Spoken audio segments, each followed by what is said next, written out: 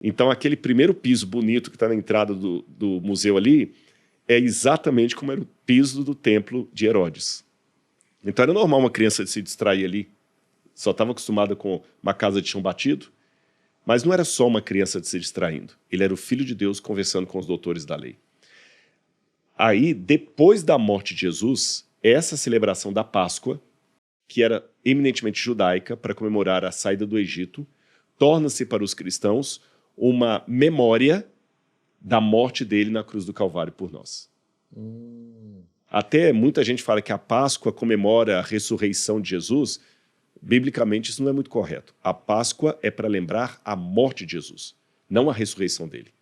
Porque a Páscoa celebra o cordeiro que foi morto. Tanto é que a gente ia celebrar a nova Páscoa com a Santa Ceia. Então, peraí. Então é porque assim, ó, antes... Muita gente fala assim, a Páscoa...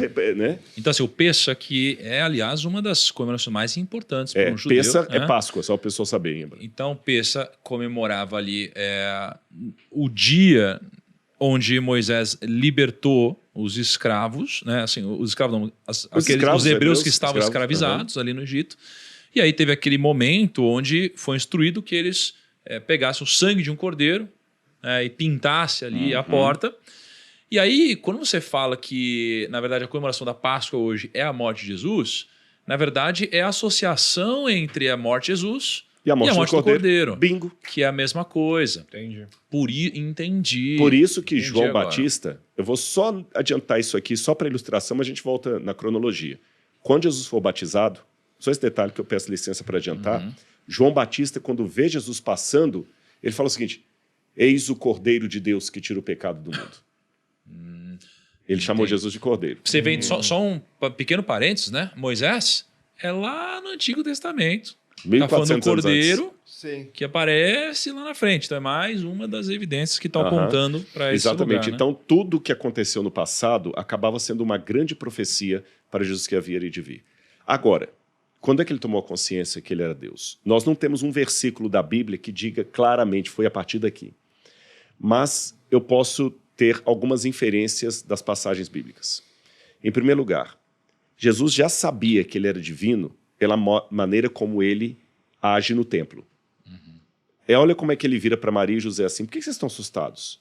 Não convinha que eu estivesse aqui discutindo, cuidando dos negócios na casa do meu pai? Então ele já sabia da filiação divina dele com 12 anos. Pô, será que em algum momento ele não sabia? Acho que essa é uma pergunta, né? Com certeza não. Por quê? Ele é Deus. Ele é Deus, mas aqui que é o mistério da encarnação. Quando Cristo se tornou homem, ser humano, ele não poderia tornar mais ou menos ser humano. Ele tinha que se tornar completamente ser humano. Jesus, diz a Bíblia, o apóstolo Paulo fala isso, ele é semelhante a nós em tudo, exceto pecado. Ele não cometeu pecado. Mas a Bíblia, ela diz que Jesus, né, ele é 100% homem, mas 100% Deus também. 100% Deus. E aí, meu amigo, um dia para explicar isso daqui foi muito difícil. Aí me usaram várias analogias, o ovo, não sei o que lá e tal. Como que eu explico, então, que ele é 100% homem, e que ele sente Deus, tudo que a gente sente, mas ao mesmo tempo também é 100% Deus? Vou te falar como. Vamos supor que eu tenho agora o último modelo do Porsche. O mais caro. Aquele feito sob encomenda, que no mundo só tem 2 exemplares. E eu tenho um deles.